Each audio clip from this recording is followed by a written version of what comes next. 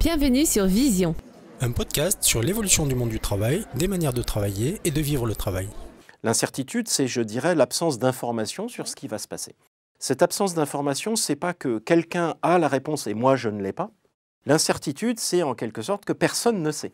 Il faut d'abord survivre et puis après se dire aussi que personne n'aimerait vivre en certitude, puisqu'on n'est pas des fourmis, et que donc il y a une deuxième dimension qui émerge à ce moment-là, qui est de dire oui, mais on peut aussi en tirer parti de cette incertitude. L'incertitude, c'est aussi les événements inattendus de la vie qui font que c'est pas ce qu'on avait prévu, mais c'est peut-être pas plus mal. C'est la magie. Et justement, le fait qu'un jour, il y a un truc qui s'ouvre qu'on n'avait absolument pas anticipé.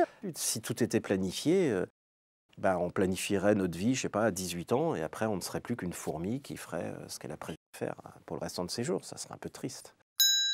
D'abandonner ces croyances qui sont un manager, c'est quelqu'un qui sait tout. Un manager, c'est quelqu'un qui a nécessairement une vision très claire de là où il faut être dans 5 ans, qu'on peut planifier, que plus on a d'informations, meilleure la décision est. Le seul problème, c'est qu'acquérir cette information a un coût, ça prend du temps. Et donc, à force d'attendre, la décision, elle se fait pour vous. En incertitude, le truc de base, c'est vraiment d'être transparent sur le fait que je suis manager et je ne sais pas tout. La plupart des décisions qu'on doit prendre, on les prend avec une quantité très faible d'informations par rapport à ce qu'on aimerait avoir.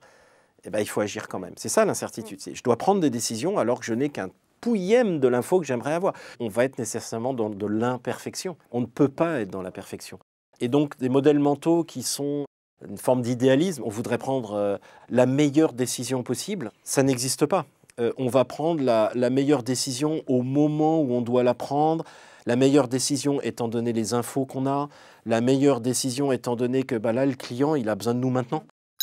Le processus est extrêmement important, y compris en incertitude, parce qu'on va avoir dans l'organisation des poches, si possible très importantes, des zones dont on aura évacué l'incertitude. Et c'est ce qui va derrière me permettre de travailler avec d'autres.